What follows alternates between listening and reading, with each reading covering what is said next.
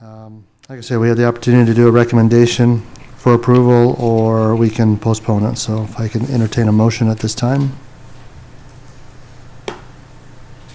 I'll make a motion that we recommend approval of the Hillside Development Standards as outlined. And Second that. we have a second. And we will do a roll call vote from left to right, starting. Aye. Aye. Aye. Aye. Aye. And then the next item on the agenda is a preliminary plat review of the Hawks Landing. And we will hear from Mr. Anderson again. Again, thank you, Mr. Chairman. This is a project that the commission has seen a couple of times before. We've approved it twice in the past, and the approvals simply have expired. Property's got a couple of unique characteristics. Its depth, being just over 90 feet, and the fact that it fronts onto 2300 East. So, as with approvals in the past, we've recommended the project be approved such that there be shared driveways onto 2300 East for lots 1 and 2, 3 and 4, 5 and 6, and then that access to lot number 7 be required to come from 1200 South. So, I don't know if Show that on the city map, was just for location references.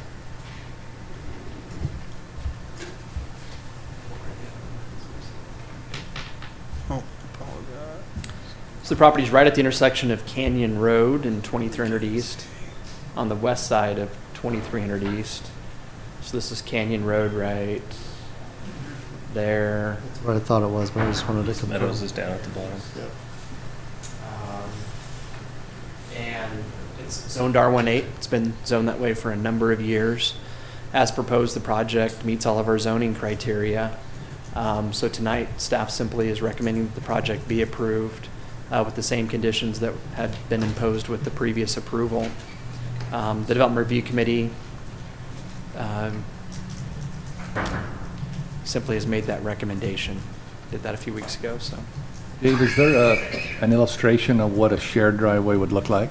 You know, we can kind of see it from the plat image, simply being, you can see what Right they've there. drawn in here with the idea that these two lots would share that driveway. Talk And- like in the verbiage that they not only share the driveway, but they're allowed to be able to turn around and pull out forward. Does that amount of driveway allow them to turn around? That would be more of how additional improvements are constructed with the homes on the lots, so that somehow you can navigate that, so that simply we don't have people that are forced to back onto 2300 East, which today may or may not be a concern, but over time we believe the traffic levels on 2300 East are going to grow, and we simply want to make sure that people can make that movement as safely as possible. So the wording is that they have to have a shared driveway. Does the wording also say that they've got to have additional room to turn around? That's how the conditions were worded previously. So these are exactly number what 2. was approved before, simply saying that driveways access 2300 East will be constructed with the homes such that vehicles do not have to back onto 2300 East. I think there's a number of different ways that somebody could conceivably do that. And I don't personally feel like we need to dictate exactly how the applicant does that when the homes are built, but just as long as they're constructed so that can happen. It may depend upon the design of the home. It'd matter considerably, right, how that home's designed. I Garages and would just like to verify that the engineers have taken into consideration when they approve this, the proximity to lot 6 and 7 to the school, and if that has a factor at all when we're backing in and out in driveways. And I don't know what the regulations are, but I just want to verify that that was considered, that the school is there. Does that change any of the factors backing out onto the road or I think the anything? presence of the school does it all. It's more just a matter of what's the overall traffic level on the road. Okay. And to be clear, in a situation like this, typically we try to avoid having driveways onto a road like 2300 East. You can see, however, what kind of a challenge that creates for the property owner in terms of being able to use the property. So personally, I feel like this is a functional compromise, something that will allow the property to be developed with a measure that will protect people that access those lots and homes. Just to compound with people coming out onto the road, because it's already a challenge, like you had mentioned. Is it possible to red curb that front so they can't park in front of that? Because if you're backing out onto the road and you have cars parked on that road, it's gonna, I just think it's going to make it even more difficult. That could happen, certainly in the future, yeah, if our staff feels that that's warranted. I don't know that. Is it something we could that do as a immediately condition we to the could go- improvement, that they're not street parking allowed? Yeah, I think personally, I'd be hesitant to do that right off the bat until we observe that it is some type of a concern. Typically, that's the approach that we take with things like any kind of parking limitations or. Looks like you're picking up about 10 feet of asphalt from what its current configuration is, so. Right, yeah.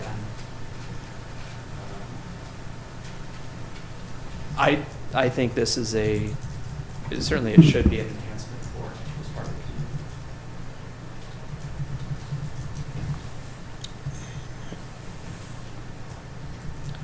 So you can see where that curb will extend up through here and provide more road than currently is there. Would it be beneficial that Lot 7 is accessed from 1200 South instead It of? is. Is it? Yeah. Yeah, I think that's a good point. Go back. That's what we're. Yeah. Go back to that plat map. Oh, it's Corey. on condition 1. It's on condition 1. Yeah, you can see the driveway. Labeled really clearly, but that's what that's intending to. So we want the driveway as far away from the intersection as we can get it Yeah. and on 12 South.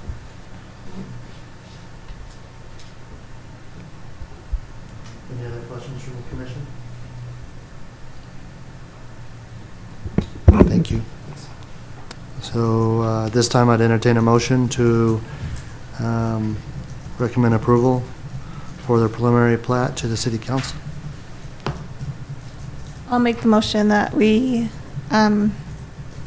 approve the preliminary plat of Hawks Landing and submit that to the city council. With the same current conditions. Yes, with all the same current conditions.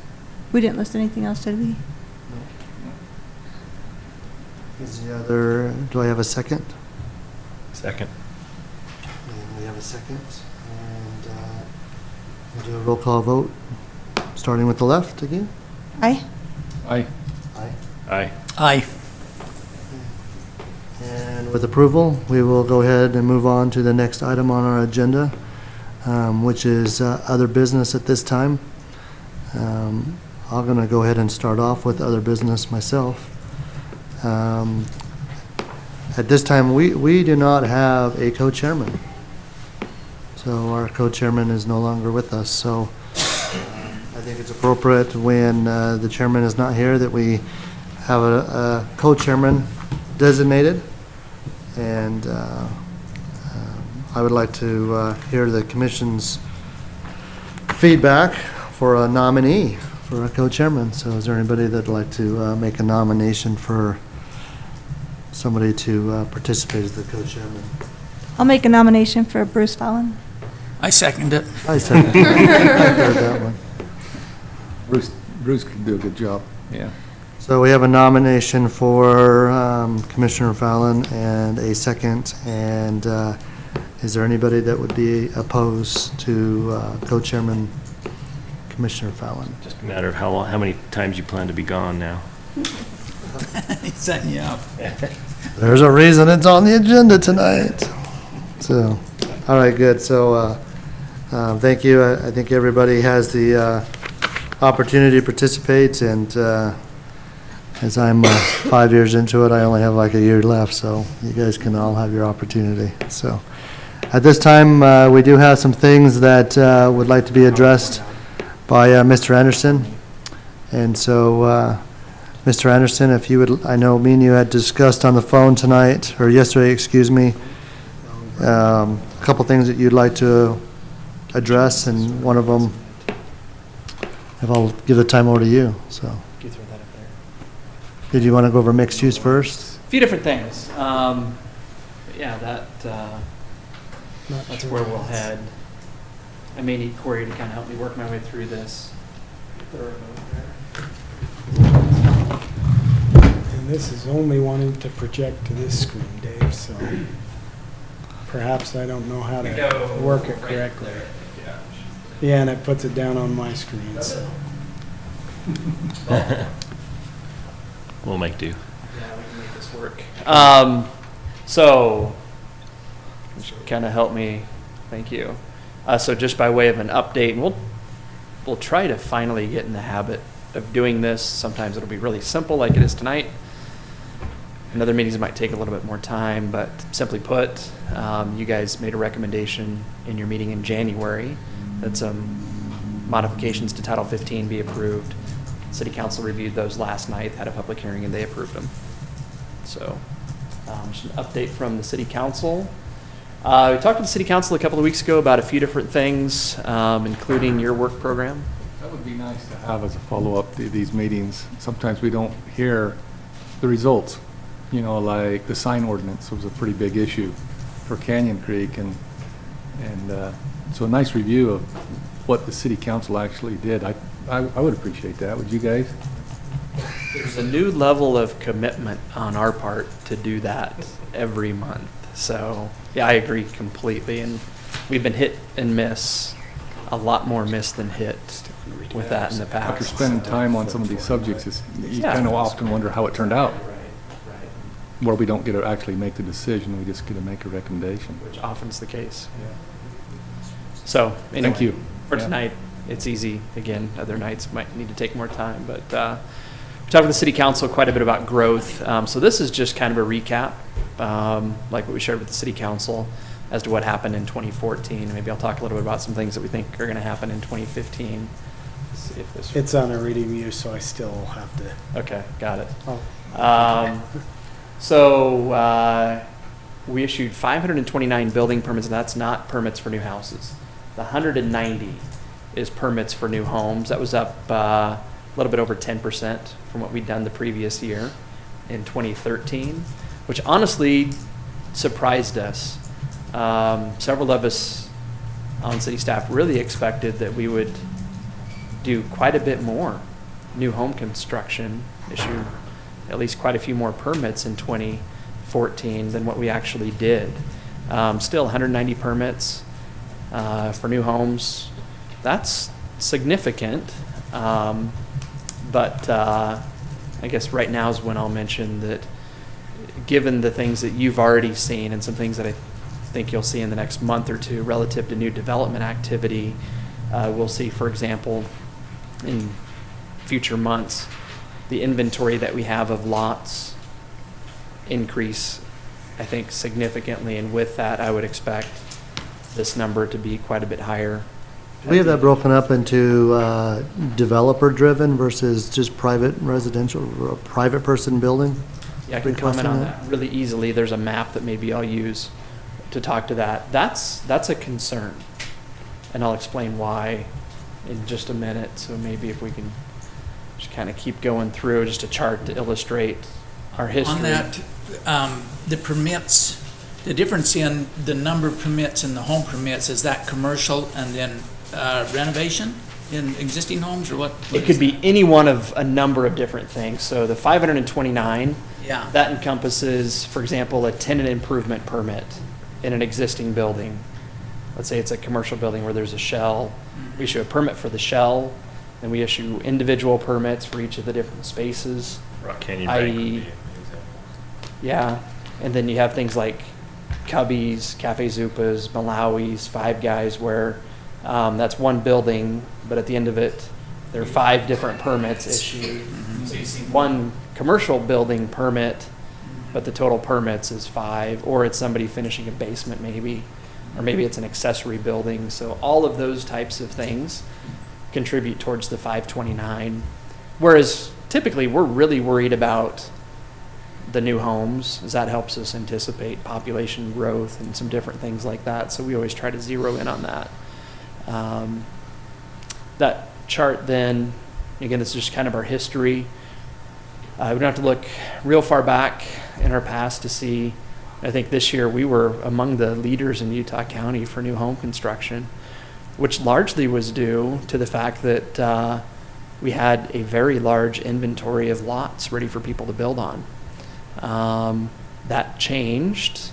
Obviously, these years coincide with a slowdown in home building nationwide, but we really haven't seen much development activity in recent years to get that inventory back to where, this trend has been different.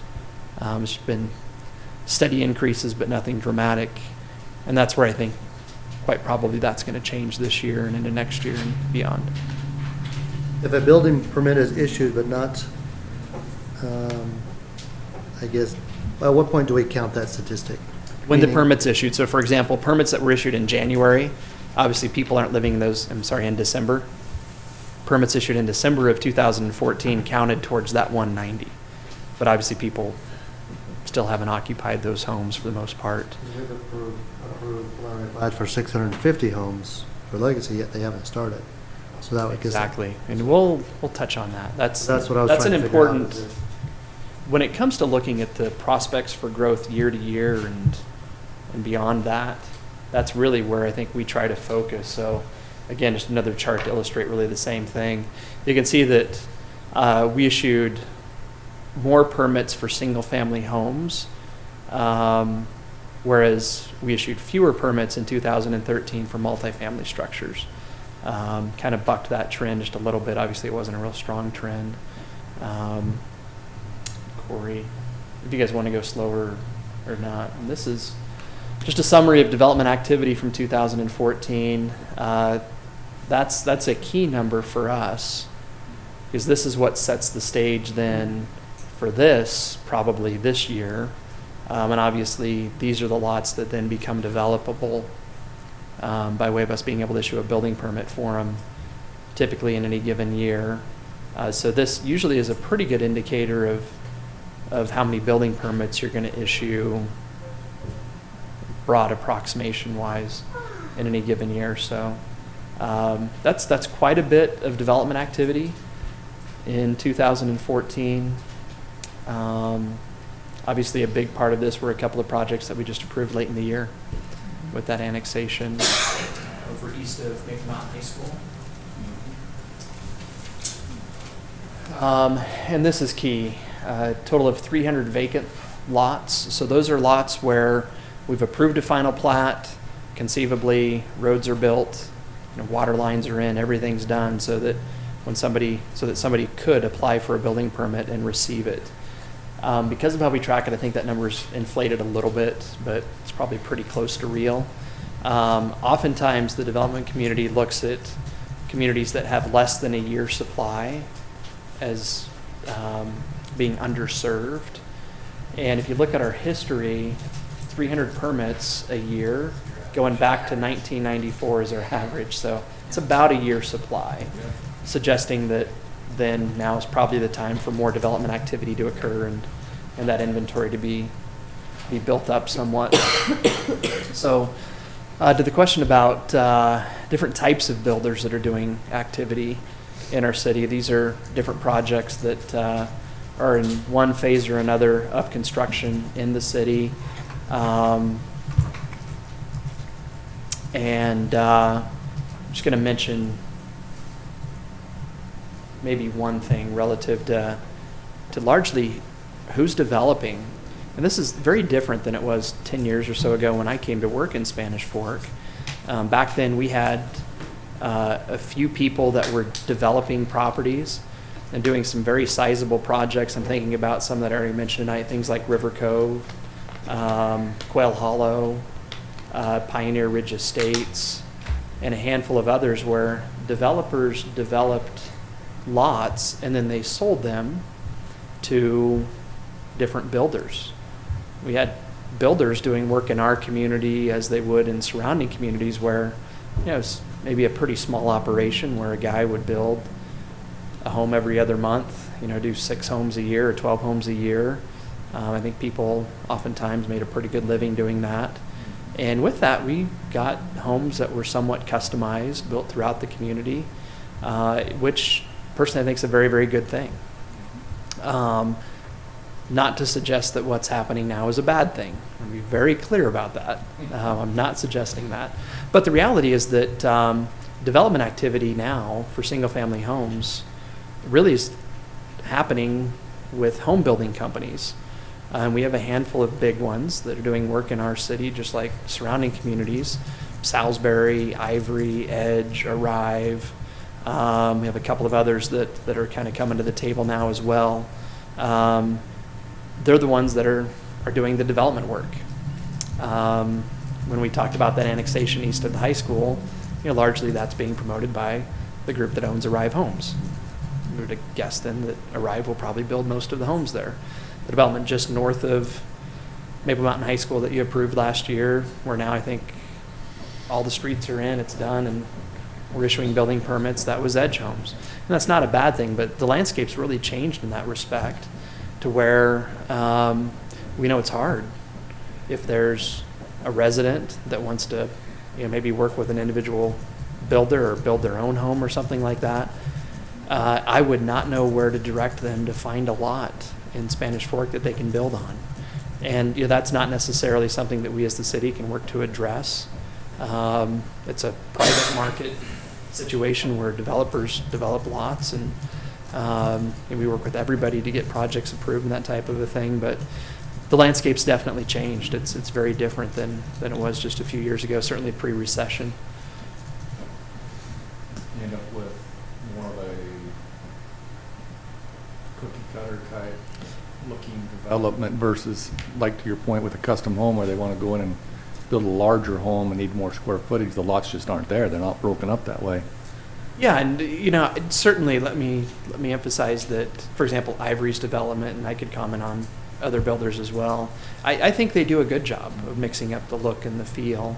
But again, if, for example, I had a set of plans that I wanted to use to build my dream home, and I couldn't, convince one of those builders to use them,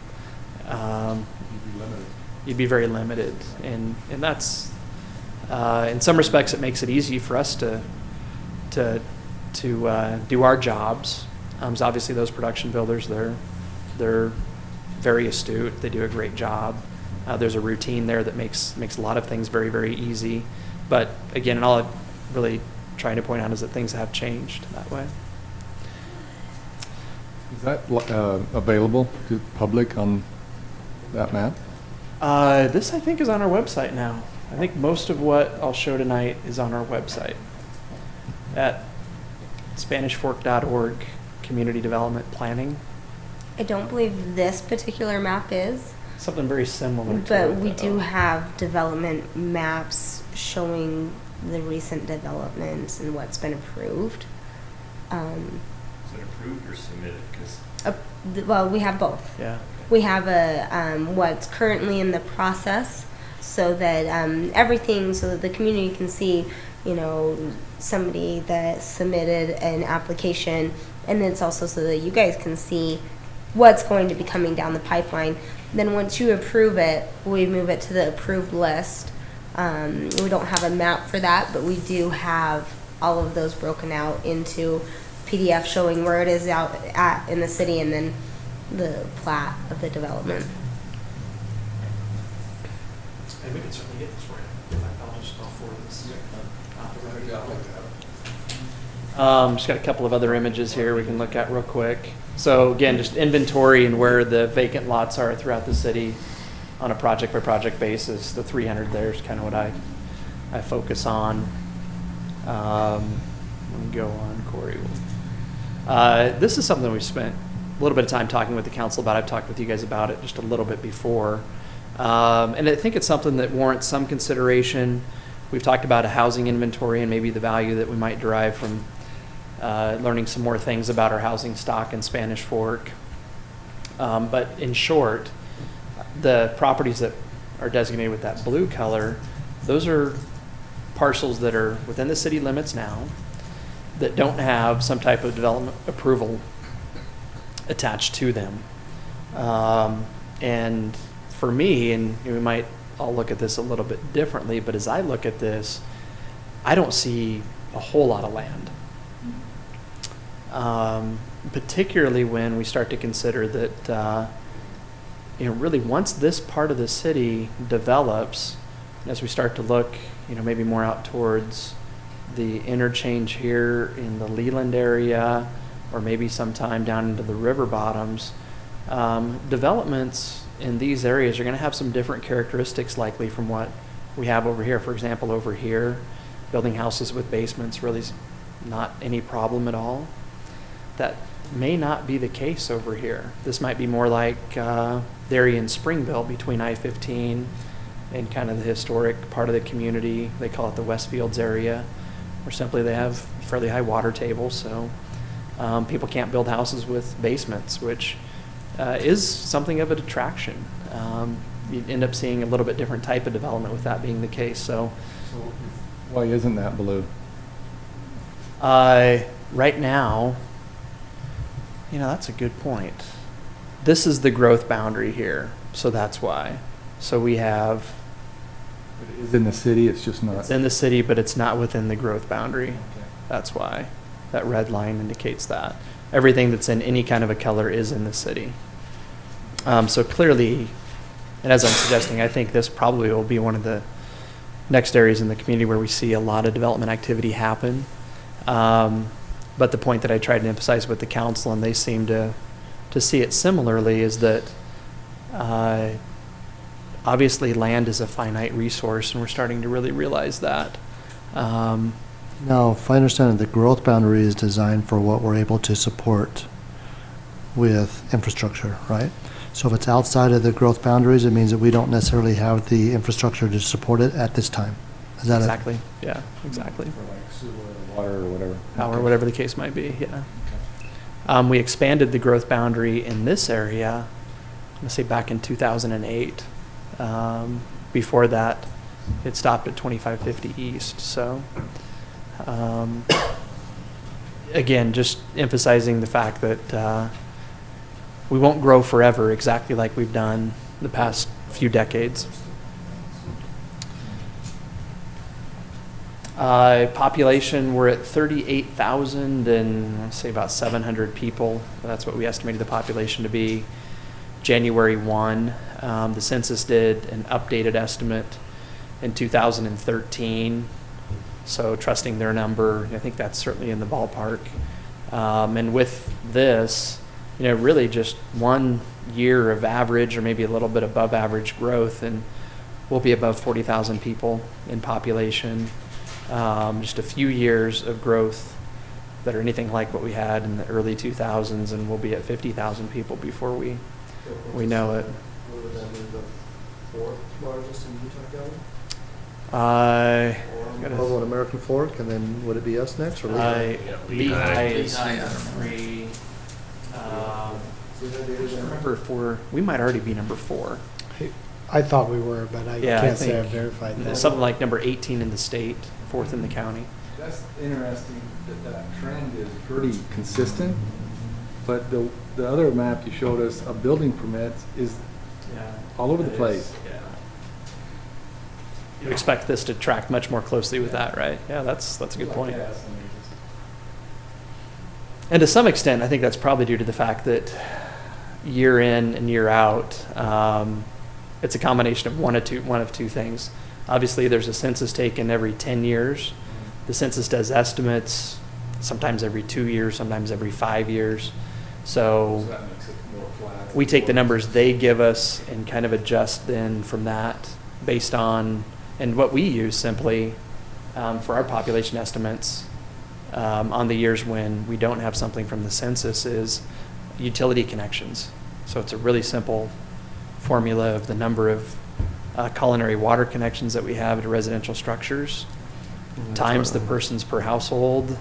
It's hard to estimate multi-dwellings, too.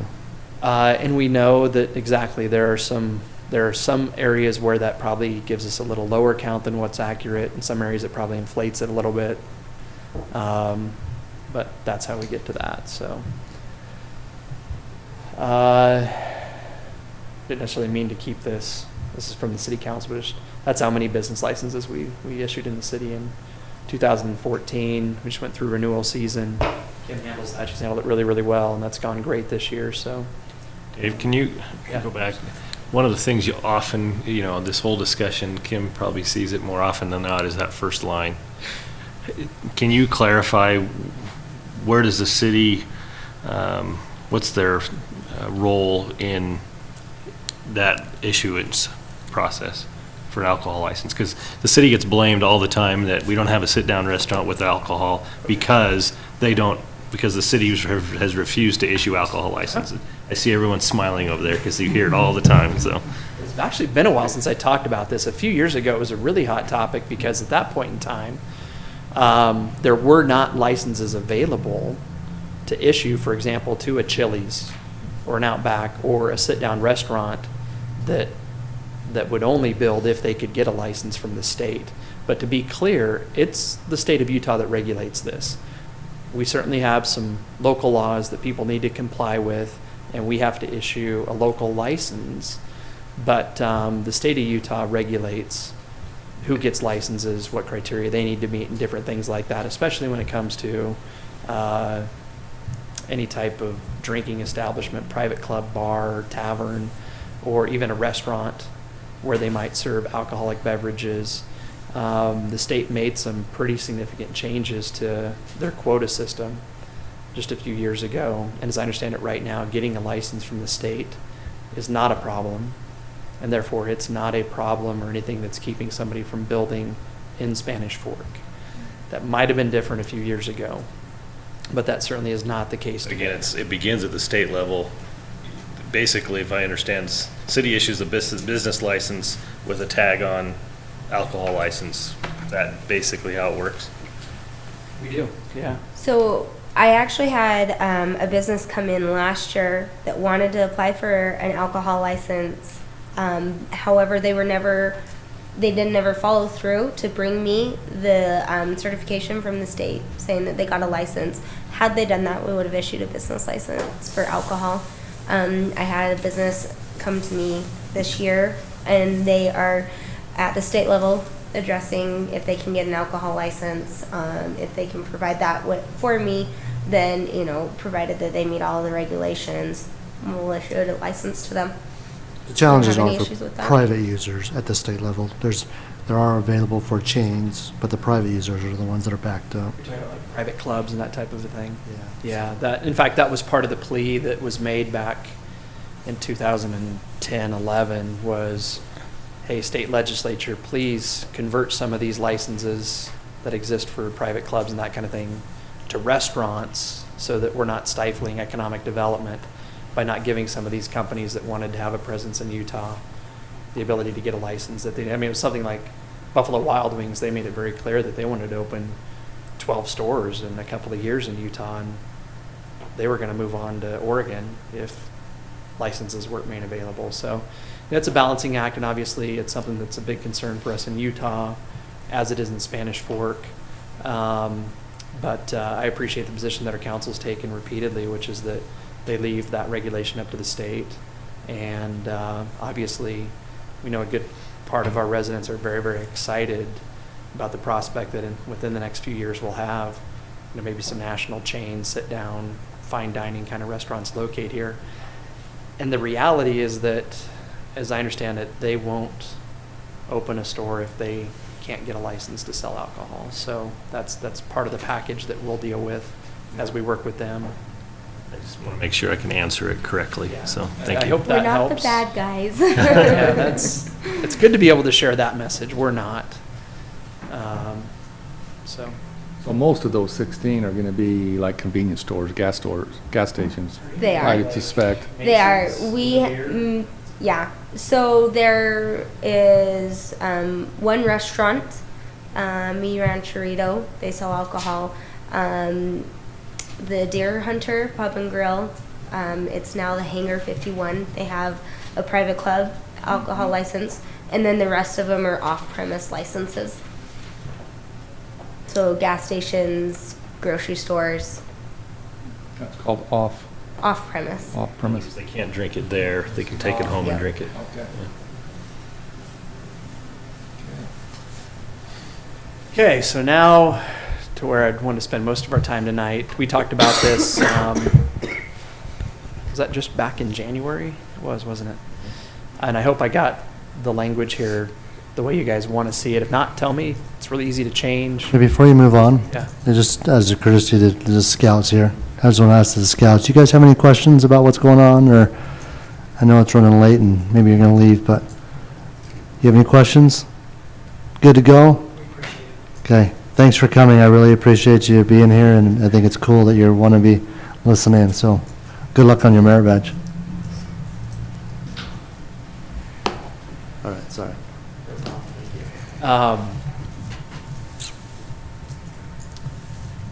This obviously will change over time, and I'd like to take a little bit of time every night to see if there's anything you guys want to change, to see if, in terms of priorities, there's anything in particular you want to focus on, and maybe just at the onset, I'll take the lead real quick and mention that tonight I want to spend some time talking about that. I have talked with a couple of different people about that second bullet point. One gentleman's a professor at BYU who has done a few different types of studies like this, everything from a market feasibility analysis to actually just simply an inventory type of a study. We've identified a couple of different private companies that will do that type of work. And I talked to the city council about the prospect potentially of getting some funding to be able to do some of this this upcoming year. So I'll report back as soon as I know something more about maybe what the different options are and what some of the potential costs might be there. We continue to work with the group that's preparing for the CPAT charrette in May on the next bullet point.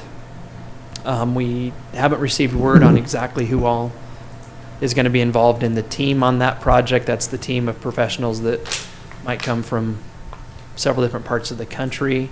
But I'll certainly keep the commission in the loop as we learn more. I expect to have that list of people here fairly soon, so I'll be excited to share that when we get it. I would just like to request, and I think I speak for the commission because we've visited about it before, bullet comment number 3, it's not in the commission's hand, but I would like to challenge, I don't want to use the word challenge because that sounds bad. I would like to request that sometime the city council has a working group to address possible, whether it's taxes, funds, grants, money allocated or set aside for that downtown, because I think we have a lot of amazing momentum going with this group and a lot of first-class professionals trying to come up with some proposals, but someone down the line is really going to take the city council to sit down and figure out, from the city's perspective financially, what are we able to do to support this great cause. And I think that the city council's got to sit down and say, what are we willing to allocate or commit to supporting this cause? I agree. I think they understand that as well, and that in my view is just part of that process. That has to be part of the discussion. Has there been any feedback in terms of just, I mean, standards sometimes imply keeping somebody from being able to fully utilize their property. And I know that can sometimes be a sticking point when standards are discussed. Was there any feedback that you got from the city council with regards to that? Talking about downtown in particular, not yet. I'm sure there will be. I'm sure there has been every time we've talked about it. That's in the why I past. asked the question, yeah. So that in my view is potentially the beauty of having some outside eyes, that whether they are more objective than some of us here or they're just perceived as being more objective, that's one of the beauties of the project that we're working on here. They'll make a recommendation and they'll provide reasons for the recommendation, and then we ultimately as a city council, they can balance whether they think one option's better than the other or not or whatever. Can we add to bullet comment number 2, along with obtaining an inventory, but also a comparison to other like cities? That's a good point that the gentleman from BYU that I talked to made. He thought that was an important component of that kind of project. So I think that's inherent. And I don't even know that it's necessary to do adjacent or proximity cities. I'd say like cities, because maybe other commuting communities or ones that are similar in characteristics. I think that's a good point. And also, I think when it comes to housing, it's worth looking at it from more of a regional perspective. In terms of the market, obviously there are people that are very, very devoted to certain communities and schools and locations and things like that. But also, largely people are looking at regions when they shop for homes and things like that. So, really one of the concerns that I have that I'd like more information about is how Spanish Fork fits into that regional market. For example, are we simply, and this is where I start to get in trouble and my assumptions become really evident, but I'm a little bit concerned that we're simply the entry-level housing area for South Utah County. And you've got communities like Salem and Mapleton and Elk Ridge, some others that serve other needs, relative to that strata of potential home buyers and things like that. Not to say that there's anything wrong with having entry-level homes in the community. We know that's not the case, but You have a good balance. have a balance. That's exactly it, and that's And an opportunity for all citizens. I mean, yes, you always be careful that we're not perhaps offending people, but everybody's entry level at some point in their life and their career. So as people have the opportunity to progress and move on, we want to provide that opportunity. And versus having some of our very, very committed Spanish Fork residents, longtime residents, that when they get to the point that they want a bigger home on a bigger lot, they want to build that house of your dreams that you relocate talked to about. another city. Yeah. We've seen that happen, and that's, I guess, really what has made this kind of a sensitive subject for me. It's not about in any way, shape, or form curtailing entry-level development. It's much more about how do we add to that. Providing opportunities for all and have it in balance. Right. And like I think we can somewhat illustrate now, those opportunities for that other level of housing, 10 years from now, there aren't going to be as many of those opportunities as we have today. So I think now is the time to start to think seriously about dealing with that. Would that study also look at appropriate locations for, so if it says, hey, we identify a lack of housing in this particular market, whether it's beginning or end, would they discuss the, like I said, appropriate locations within the city that they might recommend? I don't know if it would. Not in my experience. Okay. It's much more of just a data-oriented kind of a report.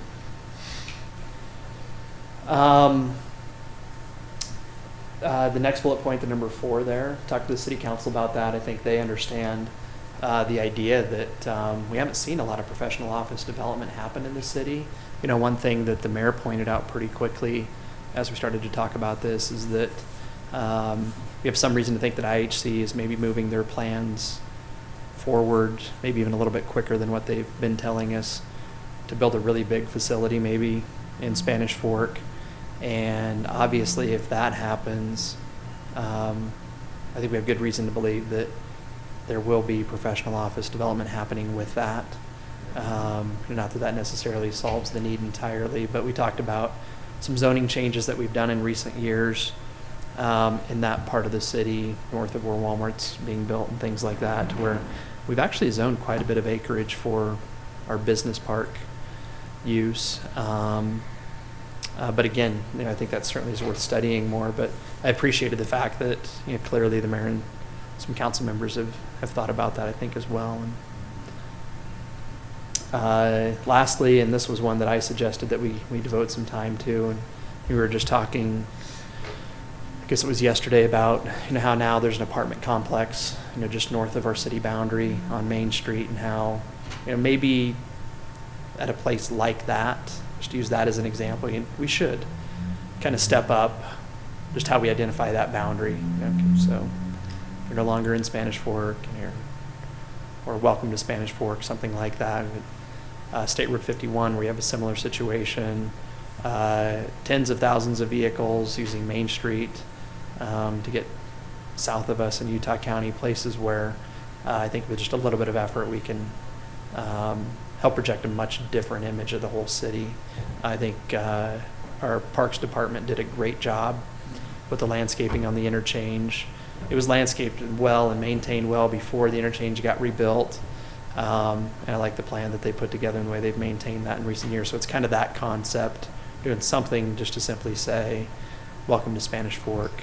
Or US maybe it says you're about to leave Spanish Fork. Are you really sure you want to leave?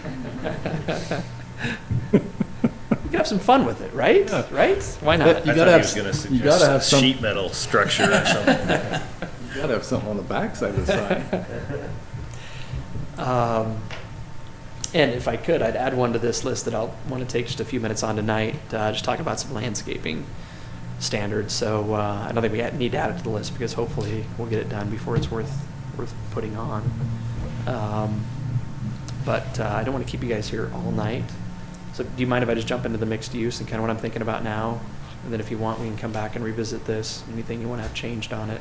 Okay, so before you jump into that, I wrote down a message before we jumped off of the slide presentation.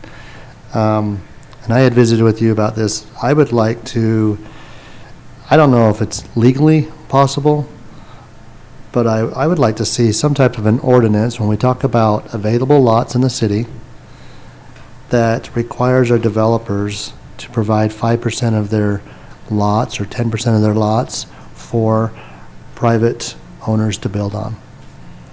And I don't know how you would word that. And if the developers frankly don't want to build in our city, then maybe they need to go find another city, because I realize it's just the way it is. Developers are able to come in at a large volume and a big scale to do 50 homes. But if we say that, hey, we're going to allow you to come in and build 50 homes, but 10% of those lots need to be available for private development. They sell those lots. So I understand they're going to come in and do the infrastructure and all that. But if they say, hey, there's going to be 50 lot, their preliminary plot says, or preliminary plan says for 50 lots, then 5 of those lots are to be sold for private, to allow private citizens to build if they want. Now, they might have to say that they have to meet their requirements, because a developer doesn't want to come in and build homes, then somebody comes in and builds something not to their standard. I get it. So I would really like to see that, hey, maybe we're the cutting edge. We're the first city that says, hey, we want to provide the opportunity for private people to build homes. We could look into that. We can look at it. I highly doubt that's gonna be possible. There's a comparison that I can make in my mind to it, but it might just be, But I don't know that I would see why we couldn't. I mean, I'm not the legal expert, but people are like, wow, why not be the first person to do it? The first city to say, hey, we want an opportunity. well, there are parts of the country, communities in the country, counties, et cetera, where with developments, developers are required to do set-asides for Yep. people of a particular Class. income, or moderate income, low income, something like Mhm. that. Now, obviously, I can see why legally that might be a different thing. We can talk with Junior about it, and that's the kind of thing that I think if they're, Discussion with the developers, just have a discussion. I mean, you can certainly contract with them to do it, but if they bought that property and they otherwise meet every standard that we have, there's no way that you can. if you put it in the general plan, then they have to buy, we don't have to approve The it. general plan is a guideline, it is not. Could we write a Yeah, zoning provision? we could write it in as, I I mean, mean- there's ways that we could set it up that they have to abide and comply with our city ordinances. Is I that- would strongly say no. I don't know, is that any Well- different than, I mean, Provo City has an ordinance for multifamily housing that a developer has to put in 20% of the units, not units themselves, but I mean, 20% of the square footage of the units as amenities. I don't see that's any different than what he's suggesting. I think we too easily say no and we can't versus find a way and make it happen. I We have understand. strong lawyers and we have professionals. There's ways of making things happen. But legally, that's where your problem is gonna come. How do you know if we haven't tried? We're not gonna make up our own rules here. I mean, I certainly don't wanna trample on anybody, you, by making a statement, you do not want to, as the city, we don't want to curve that either. So if a developer, I don't care who you choose, any one of them, any one of the big ones comes in, and if they agree, you know, fine, we'll do that, that's fine. But most of them, they have an invested interest in that property. They're not likely to want to do that. They have a product they want to sell. They have a certain product they want to sell. I will just take for a personal stand. We looked at several lots. We found in various neighborhoods more toward the southeast side of town. There were a couple lots here and there that you could. But most of, even a couple of those lots were owned by a certain person or a certain builder. It was a smaller builder who built, like Dave was discussing earlier today, you know, they build 1 or 2 homes a year and be satisfied. You're right.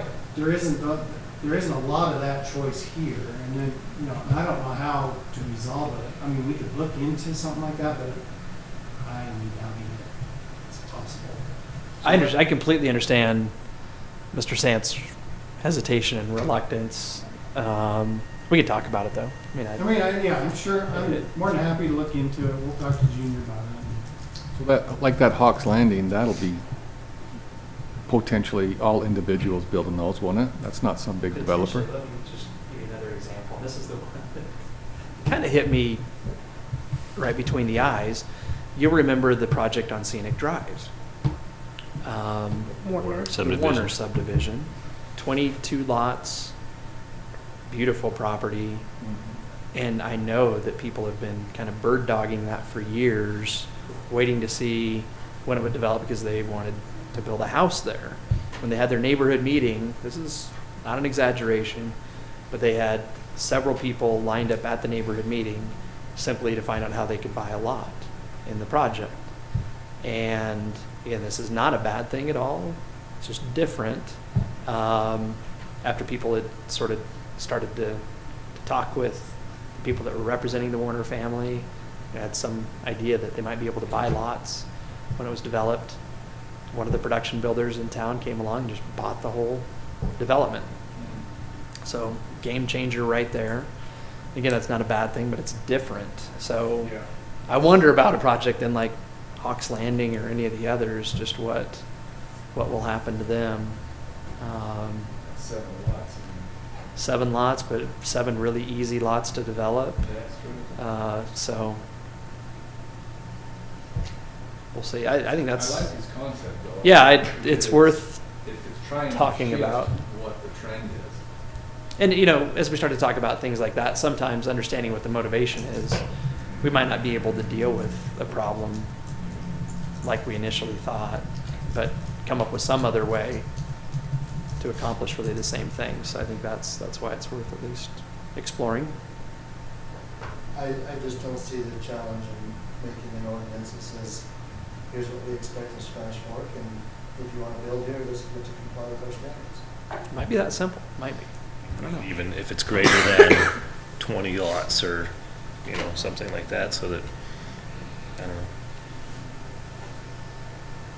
It's an interesting concept. We'd probably get some press coverage at least out of it. I always see that we always like, well, let's see if there's a precedence in other cities. Why do we have to wait for a precedence? Why can't we be groundbreaking? Why can't we be maybe we do, and then everyone's like, hey, if they're doing it, we're going to do it. Before you know it, the whole valley's doing it. Why do we always have to look for a precedence? We're risk adverse, like I said earlier. We're we are scared But about being the poster child. We're Spanish Fork. We're awesome. We're amazing. Let's set the precedence. Well, we must not be the only community that faces this challenge of these big, huge developers that come in and swipe all of the land and develop it into nice communities. Right. Nothing wrong with the communities, but we're losing ground for the custom homes. And we must not be the only community dealing with that. I mean, this is basically a big business versus the individual. This is not unknown in history. Right. Exactly. So, I mean, it's just a new industry. Yep. Things have changed, definitely. Okay, we'll That's a great. We'll let you move to mixed use. Happy to come back at any time if you guys want. But, With that said, I'm just going to try to give a little bit of background as I see it, and I understand that my perspective might be a little bit different from others. But as the chairman mentioned, we talked a little bit yesterday, and he gave me some food for thought. So, Corey, if we can kind of just roll through. So, to start with this, mixed use. That phrase means a lot to a lot of different people. And we even use it in Spanish Fork to mean a few different things. And I'll try to talk about the different contexts that we describe mixed use in here before we're done. But the idea of mixed use projects is very in vogue. In urban planning literature, you can read all you want from all different types of sources and authors about why mixing different land uses, particularly residential and non-residential uses together, is a good thing. And most cities have reacted really just in the last 10 years to the idea that mixed use is good by adopting zoning provisions to allow for mixed use projects, meaning projects where you have residential and non-residential uses as part of the same development. And those projects can take lots of different shapes and forms, but as I'll talk about in a minute, 20 years ago, you would not find a city along the Wasatch Front where that was allowed. You wouldn't. We had gravitated towards a type of zoning that required this. Exclusively residential or exclusively commercial types of projects. I'll talk about the word sprawl in just a minute, which has a negative connotation to it, and I think that's appropriate, and that's kind of how I'll talk about it. But just go to the next one, Corey, in fact. So the idea of sprawl is simply that you have a monotonous, more importantly, let's say homogeneous, a type of development where everything's the same. I don't think we have quite the same problem that you have in other parts of the country, because we do have some geographical barriers that keep certain things a little bit more compact than you might see in Phoenix and certain parts of other metro areas where housing developments just literally they can go on for forever, sprawling, if you will, with one type of land use. Because it's one type of land use, people have to drive everywhere they go because of decisions that oftentimes were made poorly during the development process. Maybe there aren't recreational opportunities or ways for people to travel without getting in a car, which, as some people say, people that are maybe just a little bit more zealous than me, but maybe not much, that a lot of our health problems in the country today are the result of the fact that we've built communities so that you have to drive. You can't walk. You can't even do a simple thing like, have a 10-year-old be able to walk to school, simply because of how we've isolated certain land uses from others, and we haven't provided for pedestrian and other types of facilities to connect neighborhoods with shopping and other places where, if we were to go back to the early 1900s, even just pre-World War II, it was very different. We had automobiles, we had roads and different things like that, but communities were developed such that we weren't as reliant on cars as we are now. I promise this will tie back into mixed use, but just to talk a little bit more about sprawl and what it is, and I think I've already just characterized that enough. But again, it's the separation of uses, and that's really what I'm keying in on now, which is the result of very, very good intentions. In fact, Corey, just go to the next one, I think it is. So in 1928, Congress passed what's known as the State Enabling Act, which simply was federal legislation that made it possible for cities and counties, local governments, to zone properties for different land uses. And at that point in time, the main health concern was people living next to factories and things like that. Tenement buildings that weren't safe, where people didn't have adequate light and air, and therefore they had to deal with all different types of health issues. So there was a very significant push leading up to the 1930s to create a very different type of community than what had been built before, and again, with excellent intentions. And at that point in time, many states adopted state enabling legislation. We still have that on the books here in Utah. It's called the Land Use Management and Development Act, that then give cities the opportunity to do what we talk about here, zone properties for different purposes. So the stage was set before World War II for us to be able to regulate land uses in a new way. And then with World War II, resources were very, very limited, and development activity really stopped in the United States for a number of years. But post-World War II then, you had the boom. You had funding that was made available to veterans that returned home. You had new family units that were created in standing numbers. And you had communities that were built seemingly overnight. Places like Levittown on Long Island, New York, where tens of thousands of homes built in a very monotonous way, a very homogeneous way, and very, very quickly. You know, we employed this new zoning tool with a lot of zeal. We're very, very effective at it. I've read some things where people compared our ability to regulate development, you know, using some of the same tactics that enabled us to defeat the Axis powers during World War II, just our efficiency and the methodical way that we went through developing communities. And to kind of cut to the chase, fast forward to the 1980s when we're starting to see these communities that were built with this single family, single land use as the backbone to it, and people realizing that they weren't really aging that well. And that as families grew and people needed, you know, maybe to adapt to a different stage in life and things like that, they found themselves pretty isolated with very few opportunities. We found that schools, you know, as you went from one demographic to another, you know, no longer could your neighborhood school be supported because all of the elementary aged kids had progressed on. And, you know, we see that here, and we've seen that in a lot of different places because there wasn't any mixture of housing types and land uses. So all of this led to some groups in the early 1990s, you know, really just kind of taking a step back and looking at some of the great neighborhoods throughout the country that seemingly had aged better than post-World War II neighborhoods. And they started to look at different characteristics of those places.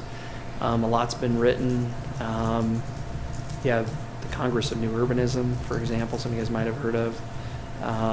Some of their founders that, in short, they've adopted some principles now that suggest that the best way to build communities is to have a diverse inventory of land uses.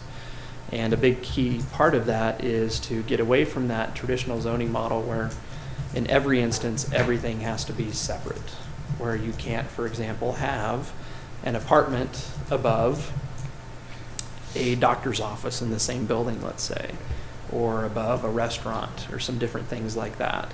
And obviously we've seen communities that have reacted to that concept. Just kind of help maybe go through here. Just other things maybe to combat sprawl, but again, you know, the mixture of uses is at the top of everybody's list, talking about mixed use. Just want to go ahead and, it's things like this, and I appreciate it, Commissioner Wilkinson sharing this with us. You know, this is kind of, when we talk about mixed use today, this is what I think a lot of people consider to be the ideal. Again, it's dwelling units, obviously in very close proximity to some things that they might use on a daily basis. And particularly if you had a part of a community where you could replicate this type of a structure and model, you start to build some centers of activity, places maybe where, you know, people could get a large part of their daily and weekly needs met without, you know, driving a great distance and things of that nature. Incidentally, when I see something like this, what really comes to my mind is what you'd see throughout the United States in a downtown.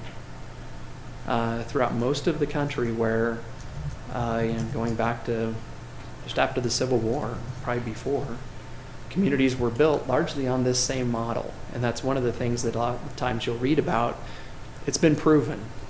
It works. Now that's not to say, and this is one point I want to make without dwelling a lot on it, I don't think anybody suggests that in a community like Spanish Fork, this is perhaps going to be the most desirable place for people to live. We know that the demand for single-family homes on individual lots is going to be very, very strong, and that's where most people are going to want to invest their housing money. But I think, again, in response to successes that projects have had and so forth, developers have realized that there is a market for this, that people want to live in this type of an environment, and that community is responding. Developers are pursuing this. I can remember, I guess it was probably about 12 years ago, working with a group in Saratoga Springs that really wanted to do something similar to this. It was Ivory Homes. And we had a piece of property that I thought was very, very well suited, as they did, to this. And they were just then kind of starting to dabble in the idea of mixing uses in the same building and even in the same development. And I'm just mentioning this to kind of illustrate how far I think some things have come. The hurdles that they ran into in terms of getting financing for this animal that no bank had seen before and lended on, just different things like that, really made it impossible for them at that point in time to do a mixed-use project. But clearly, people are overcoming those. I think as financial institutions see successes and realize that, the risk is manageable when it comes to lending, the stage is set well today, I think. But again, we'll talk about mixed use in a few different contexts, and this is just one, by way of kind of the perfect definition where you're actually putting different uses under the same roof.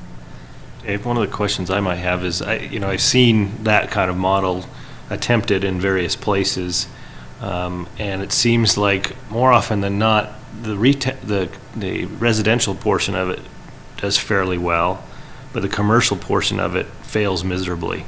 An example of that would be up on North Freedom Boulevard, the Alpine Village. And I don't know what, there's, I'm sure, a myriad of factors that when it has gone into play of why that commercial has not been successful there. And so I think as we understand, gain a better understanding of mixed use, there's some what's the word I'm looking for? Some factors that come into play for it to be successful, because I would hate to see, beautiful design, wonderful opportunity, but I'd hate to see it a Midtown Village on the bottom level that doesn't succeed here in Spanish Fork because it was put in the wrong place.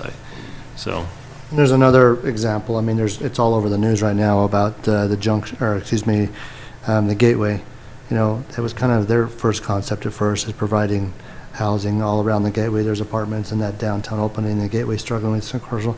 There's some other factors there with other really malls. big factors. $1.5 billion factor. Yeah, $1.5 billion factor. But nevertheless, that was the original concept. Yeah.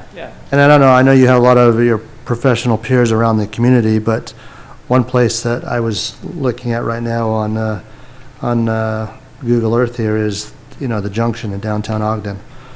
And, I don't know how many of you are familiar with it. Part of my other job is in that area, but, that whole area was a mall. Right. And a mayor made a decision that it attracted a certain style of individual that he wasn't fond of, and he says, tear that mall down, and he had a vision. And I don't know all the statistics, and I hate to, somebody was saying, I don't like him misrepresenting Ogden, that's not my intention, but when they tore that mall down and they put in this development, crime in the city has just dropped considerably. And I don't know statistics to say that, but there's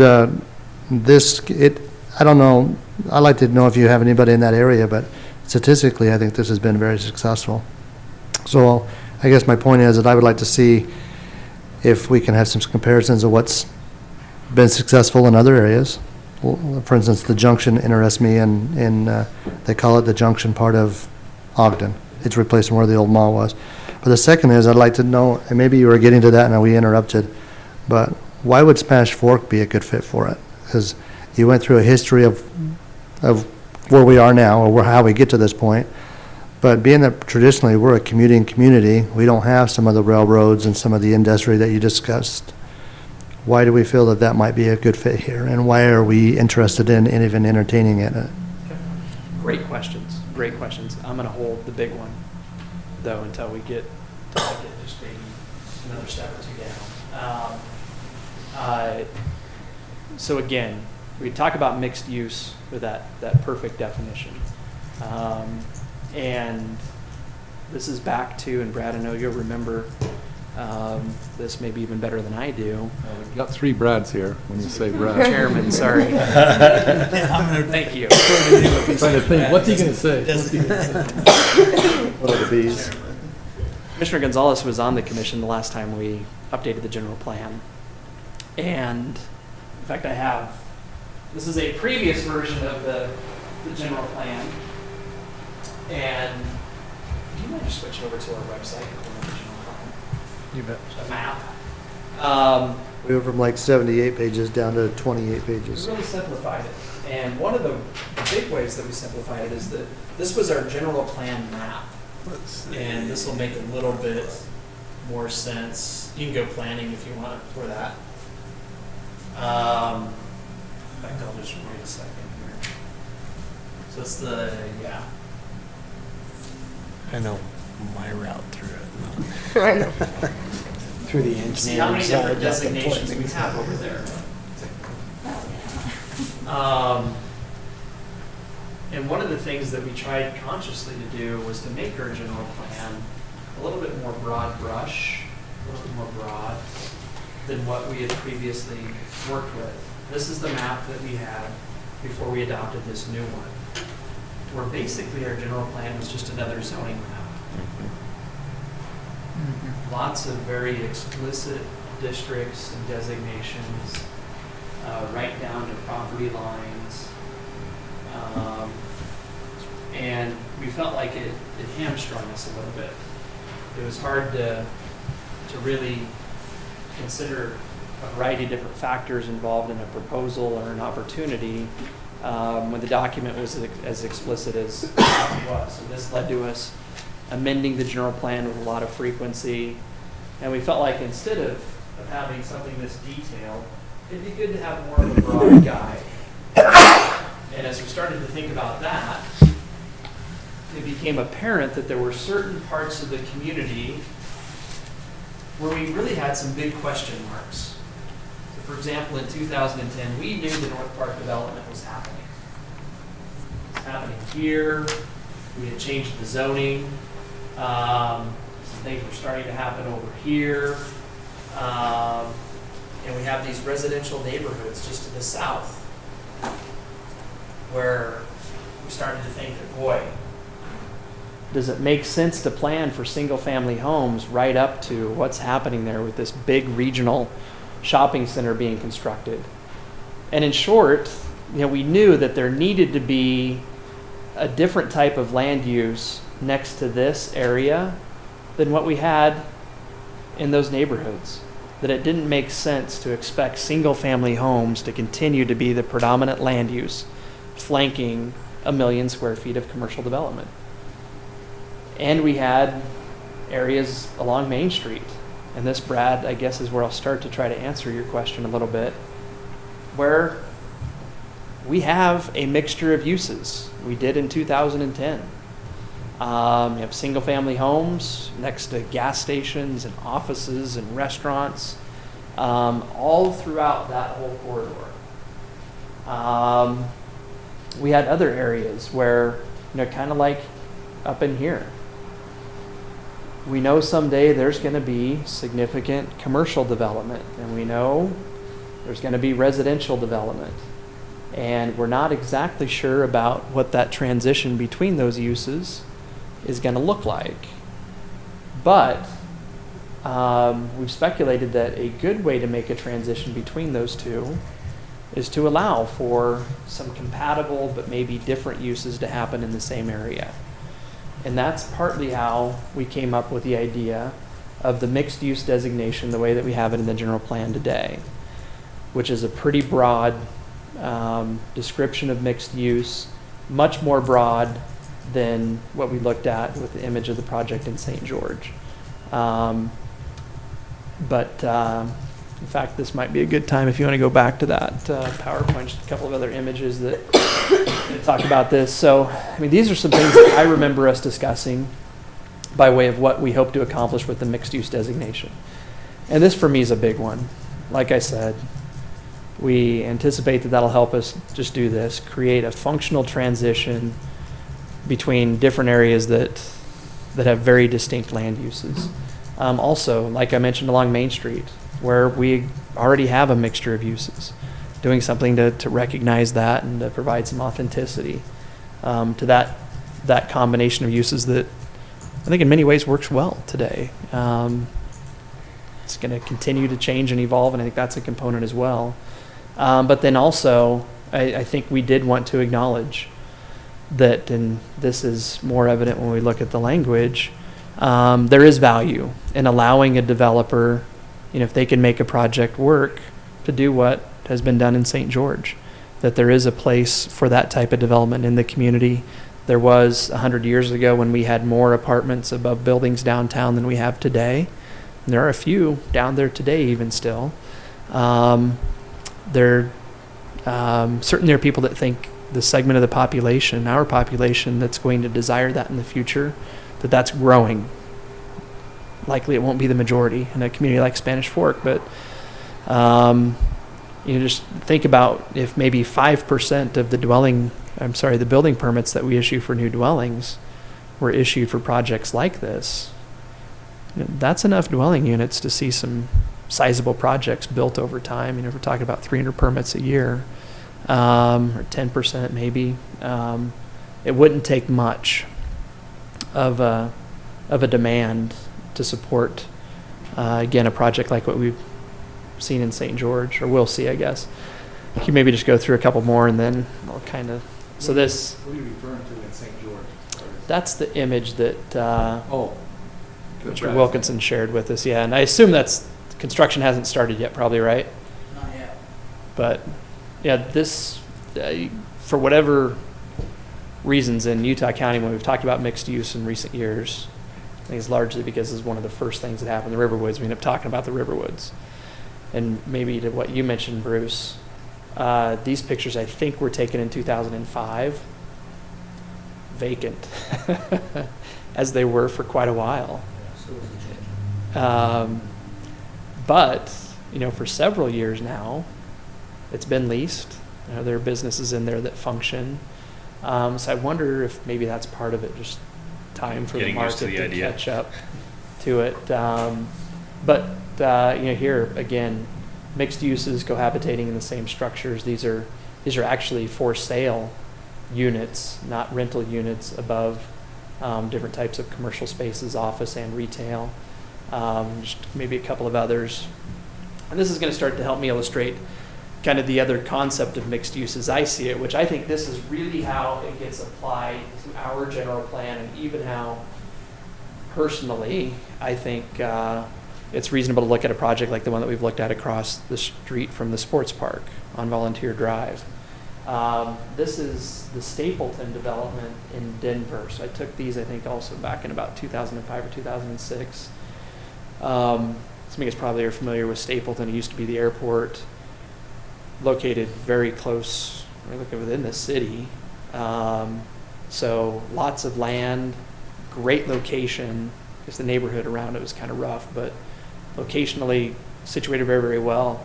They built the new Denver International Airport miles and miles and miles away. Out in the middle of nowhere. Miles and miles and miles. It's so far away. It shouldn't even be called Denver. This is part of the development that's happening now on the thousands of acres that they have with Stapleton. Pretty high-end residential development throughout most of it. You can go back one, just now it's But this is, to illustrate this, they consider this mixed use, as do they this, in Denver with Stapleton's overall development plan. This was the first Noodles and Company that I saw, a freestanding restaurant. But right across the street, you've got an apartment building. Restaurant space here. This is not a great illustration. This is a pretty good sized grocery store, not far from this incidentally. Pretty good sized grocery store, parking lot, just your typical suburban kind of model, and residential units right next to it. So they view mixed use more from the area kind of a context, which for me is kind of how we've looked at it with our general plan. Not necessarily just the idea that mixed uses have to be in the same building, but in the area context, that can work as well. You're going to see that in the Orem University Place development. It's not in the same building, but you're going to have office, retail, residential, hotel, commercial, all mixed into the same block structure. I hadn't thought about that, but that's a great example as well, yeah. See how successful it is. Be interesting. Yeah, it will be. This other project, this is the last one that I think I have images of. This is just of Oregon. This was one this is of a project in Oregon.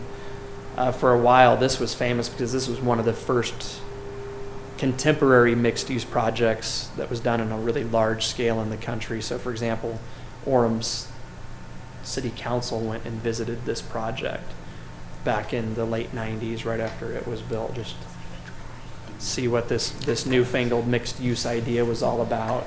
Again, you've got different types of non-residential uses underneath, condominiums and walk-up flats, apartments, different things like that. So for me, this is worth talking just a little bit about, like we've done, to kind of set the stage for the idea that Could we discuss, could we look at it as two different possibilities, though? I mean, because I think there is a place potentially for this in Spanish Fork, particularly downtown. But I don't know that, there's some mixed-use designation up Canyon Road. I'm not sure that that's going to happen in that. So I think the more mixed use in terms of within the same development, not necessarily in the same building. So I wonder if, along those lines, that for me, that's really where we are. I feel like as we've talked about what mixed use means, that's the biggest question that's gone somewhat unanswered. In my mind, I have an answer for that, but I'm not sure that I'm in sync with all of you. So that's one thing I'd like to reach consensus on, definitely. I think it'd be difficult to take mixed use into a residential area and think that the commercial end of that is going to survive. Commercial survives on synergy, and you have to have the right mix and in the right area. That one in St. George initially was all going to be commercial because it was across from the new Justice Center. And there was a lot of interest from lawyers and other people like that. And then along with those groups, then you put restaurants and whatnot. But as they began to look at that, the need for housing in St. George for a certain price range was lagging. And so they determined, and this is the first St. George mixed-use project, that they created a zone and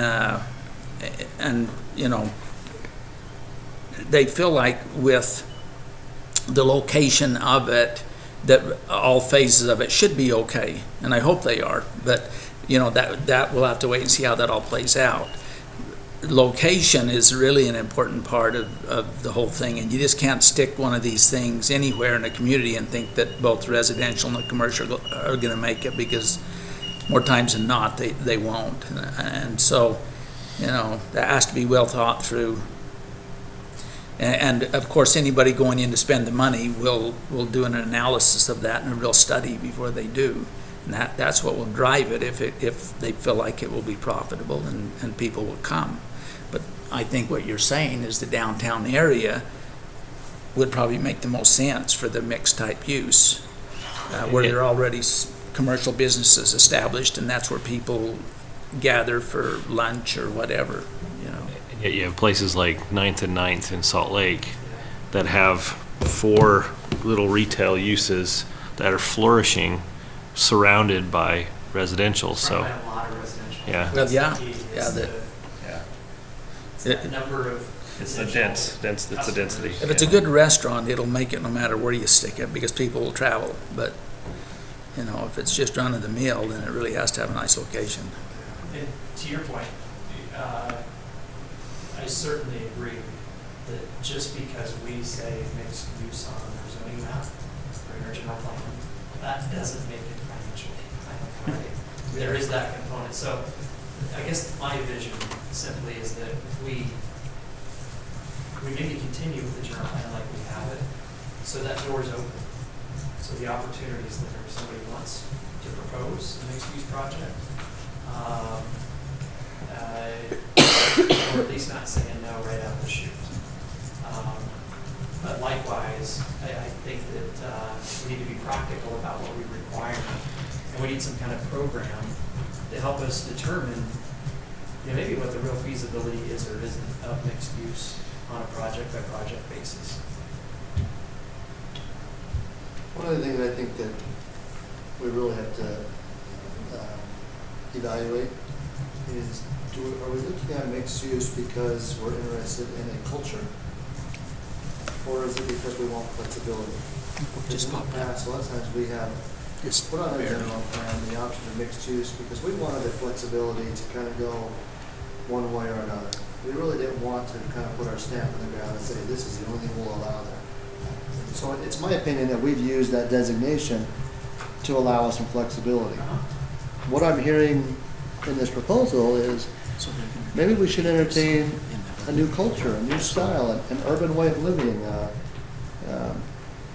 So to me, it's, while we've looked at mixed use in the past and what we're being presented tonight is kind of a different way of looking at it. I don't think we've looked at it from I don't know if the culture is the right word, it's the way I view it. But, so if it is a culture standpoint, I wonder if our citizens would buy into that, just because we have a traditional, we don't have an urban style, we're a community. I'm not opposed to it, I just don't know that it's the right fit. So I think that it's something that we would have to take something like this and present it to the community and have a kind of an open house forum about it. And I'm not necessarily even in this environment, maybe what we did like down at North Park, where we opened the pavilion, show them some 3D renditions of what it looked like and could look like, and get that buy-in. But I think it's possible, but Well, it's different. to be clear, we don't have anybody beating down our door right now to do this. We don't. Nor do most cities in the county. Yeah. But I think that when you designate somebody and you talk about it, then that draws developers. It draws Potential. Yeah. potential. Exactly, yeah. And if we're not ready to, if we don't think it's a good fit, I question whether we should even have it as As an option. an option. Yeah, I completely agree with that. So if you know this is something you don't want, Then we certainly want to write it out of, zoning provisions of the general plan or anything like that. In my mind, I've been serving on this commission for a year now, and this is the only type of mixed use that I had in mind, is that, because that's how it was first presented to me. And I guess my thing is that it is on here to be mixed use. And for example, the developers who came in and wanted to think about doing were they townhomes? I don't know what they were. But anyway, those little homes down by the sports park. They're coming in under the definition of mixed use, which I just don't feel comfortable approving anything mixed use until we decide as a commission and as a community, well, what does that mean to us? We've talked about the need to have, that there's not a lot of apartment opportunities in Spanish Fork right now. So maybe mixed use areas is a good place for apartment development. These are great ideas, and I wouldn't mind seeing something like that here or there, but again, I don't know if it's going to go over great in Spanish Fork.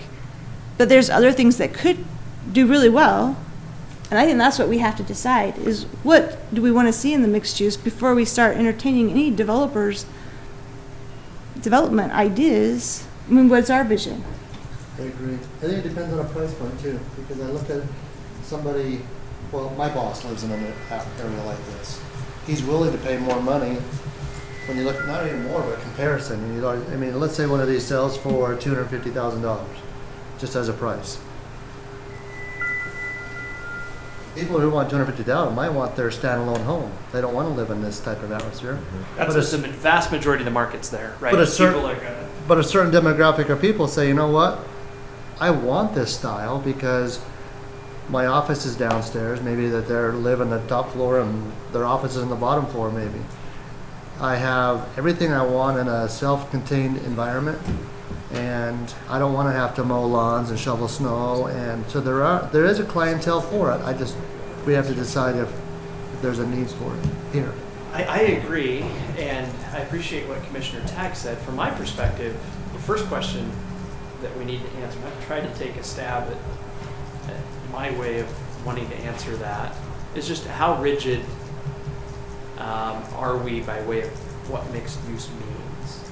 In fact, can you just go, I've got our existing general plan language here. So this is what our general plan says now about mixed use, which I was kind of surprised actually when I went back and read it, that this suggests more strongly to me than I remembered that thou shalt mix uses. Yeah.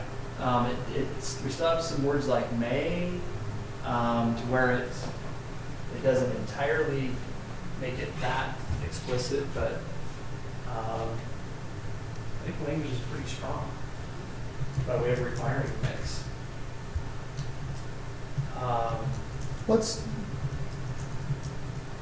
What has motivated this conversation? I mean, the whole general discussions plan. that we've had before is I was why gonna say, I'm- I think it was yeah. the project that when we first reviewed the project over across from the ballpark, and the general plan designation is mixed use, we grappled with trying to understand, what does that mean? And does this zone change that they were requesting fit the designation of mixed use as the general plan was determined back in 2010? I think that's really, for me, that's the trigger for me. Yeah, I can't think of another one now that we've talked about. And that goes back to my conversation I said a minute ago, is that originally it was, we're not sure what we want right here, so let's just be flexible and make it mixed use. Well, I also remember, It was said with the mindset of making it a new culture, a new style, a new way of living. I think it was indecisiveness that we come up with the mixed use. I think In fairness, I think that's true, but I want to put a positive spin on that if I can. Clearly, we don't know. We don't know what the timing is when it comes to a particular development. But I think we can look at patterns that we're trying to create over time and encourage certain things that are going to work well next to each other. Really, for me, good land use planning is just all about relationships and putting different uses where they belong so that things, from a relationship perspective, work well over time. I remember the first conversation coming up about mixed use that I heard was when we, when we were approving the new development of the townhomes up on Highway 6 The Ridge. and Canyon, where that little thing comes, and then just to the west of that is all commercial. And at that point, you mentioned that perhaps there would be a need to do a zone, some type of commercial with a small bit of mixed use, and that's when I first heard it, and I'm like, even then, that idea would play a part. What commercial things do you put into a mixed use area where apartments and townhomes are right next door? Not just what kind of apartments or townhomes are we putting there, but what kind of commercial are we going to put there as well? I mean, I think that this is an important thing with all that development happening down, on Highway 6. It's going to continue into these areas right next to our homes, and we have to have some vision of what we want to have happen. The term transition when we're writing an English paper or something, makes everything flow.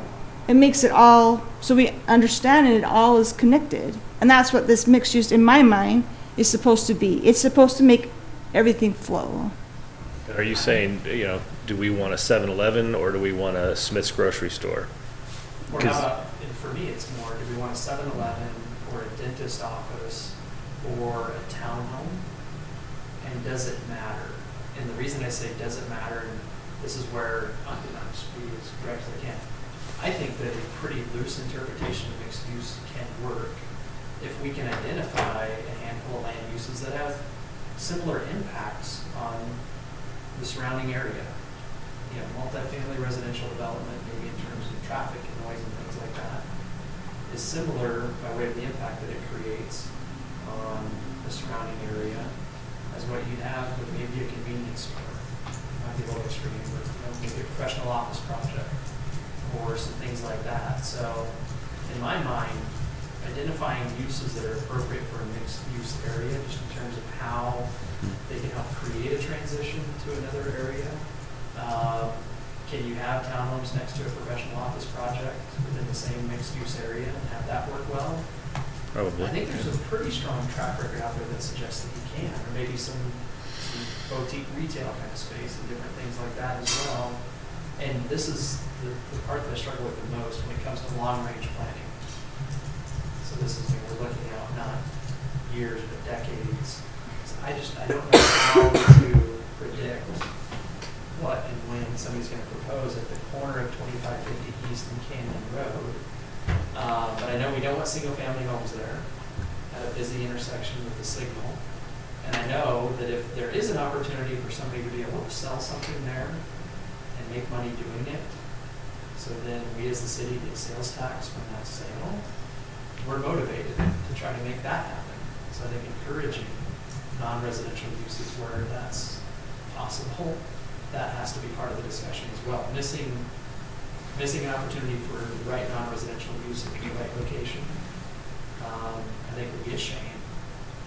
But at the same time, and this is where I think the project on Volunteer for Me is a good example, having a piece of property where I think reasonably seeing that there probably is not much non-residential development potential, recognizing that and just moving ahead accordingly. I think there's a time for that as well. So is the word mix the right word then? I mean, I'm going to that Is it? minute level, but, We're all thinking the same thing. Transition. One of the because to me, when you say mix, that means you have multiple things on the same piece of property. Okay. So that's what so that's my next comment would be along with that multiple things, same property. Because I've always looked at mixed use as multiple things within the same development or the same plat or the same contractor. What we're looking at today is multiple use almost within the same structure.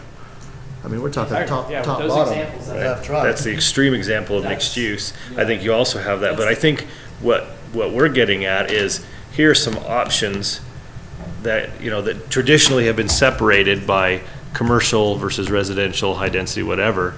Now we're saying within this particular area, you could have an office or small commercial space or a townhome, or, so, kind of your shopping list, so to speak, of options in that particular area that you can't necessarily do in another area. So I think there's those almost three levels of mixed use that I'm not sure, so because when I think of mixed use, what you've shown tonight is what I think of. So I think that's where I've struggled in interpreting the general plan for that piece of property, because I can't disagree with you that a non-residential use is going to be viable as you go down Volunteer Drive. Oh, and 8 North, just pick any of the areas that we have designated now mixed use on the plan. Can I just ask a question? Is there anybody on this commission that's opposed to mixed use? No. So I don't know that any of us are opposed to it. Right. I think what we should do is actually just look at that and say, is it right, is it wrong? And then let's make some adjustments. So maybe that's our next working group, but just say, if we're not opposed to mixed use, then let's just reword this that we feel is suitable. Well, part of what I'm hearing, this is maybe kind of a breakthrough. Maybe not. But, what Bruce just said, We'll call it the shopping list I don't zone. want to speak for you, Tracy, I wonder if this may be where you're coming from as well. It's sort of a matter of, if we mean mixed use, call it mixed use. But if we're really talking about something else, come up with some other way to describe it. Is it that? For me, it is, yeah. Yeah, that makes good sense, I think. To me, having a development with different options is different than, to me, mixed use is how it was presented. It's almost within the same structure. I've often wondered whether the urban village designation that we only have at a couple of spots in the city, is it just one, is more apropos to what we're trying to accomplish. That's our one true mixed use zone. What is that? That's a zoning district. Okay. 50 East and US 6. Property there on the south. Where the traffic light is? But I mean, that opens it up a little bit more in my mind to saying we're creating this village that may have that shopping list of uses that you can choose from to fit within that zone. And that's the transition. Planning Commission can consider maybe assigning a number of different zones in that area based on a specific development proposal. Mhm. How you feel it fits or doesn't. How would you feel about that area where the North Park is, say, 1,000 north to 800 north, where it's all residential now? Where do you see that going in the next 5 years? Well, I've seen some of these pictures with these apartments, nicer end apartments in it, where you can stick a lot of people in it. It's very close to the grocery store, the bank, the church, the hospital that's going across the street. Is that something that would tie in there? Or is it gonna be 1,000 north is business that way and homes this way? I think You there's need a going to be- transition or a buffer Let me there. just say that we've had a number of people talk to us in our office over the past few years about taking some of the residential properties in the south side of Kenmore, Mm-hmm. changing those to a non-residential use of one kind or another. I'm certain that that's a trend that will happen on that block from 9th North to 10th North. There are other reasons I think it'll happen south of that as well. But I also think, and I do not have a clear crystal ball by any means, but change happens really slowly. I think in a community like Spanish Fork, Mhm. where we still have green area to grow into and things like that, we're still not pinched enough that I think we'll see a lot of redevelopment activity probably for decades, maybe. 20 years at least. Yeah, but does it make sense to have a project like what we're looking at here across the street from what's happening at North Park?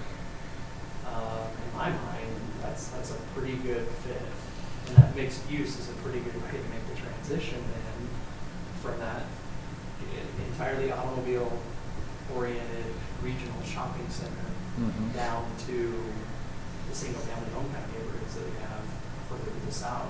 Yeah. But, and again, this is where, for me, long-range planning needs to be a challenge. If we're so explicit with the vision that we paint and the rules that we put into place, we're bound to stifle good projects. We're bound to, because we are not going to predict everything that makes sense from a market standpoint or even a community benefit standpoint. Would it be I'm starting to lean towards this concept of form-based ideas, but in some of these zones, if we're talking about transition, is it more important or is it just as important to designate how we want the form of that transition to take, and then also list, here are the uses that could fit within that form? Can I comment on that? I think I'm thinking the same thing that you're thinking. For example, in Orem, not meaning to pick on Orem, but University Parkway I'm thinking on our is a great commercial area, University Parkway, and the back of the stores all basically create a wall to the residential area with no transition. It is just black and white. And yet just up a little further in in Orem, like where the Costco is and stuff behind the university mall, just trees and greenery and a church all of a sudden make a beautiful transition. And I think that we have that same thing down at the light where Neaters and then there's the church and then there's homes. That also makes a great transition without all of a sudden this wall of difference. And maybe it is just structural and form that we're talking about. I think those are great points. I'm nervous about form-based zoning regulations and us being able to take the time that we need to get that right. So I'll admit that. Yeah. but But I think if you limit it, though, I mean, we know what commercial can do, we know what single-family residential, the forms of those are pretty clear and cut and dried, in my opinion, here in Spanish Fork. But how we make that transition between the two needs to have some discussion of, are we going from 3 stories at the commercial down to 1 story or to 2 stories, or, you know, how do we make that yeah.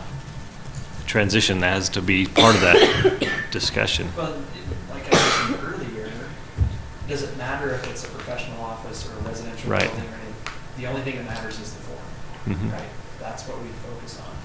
Help create a good transition, make sure that things orient to one another in a way that works, so you don't get, a stark situation. I mean, Provo City's grappling with that, with their downtown, the city center blocks.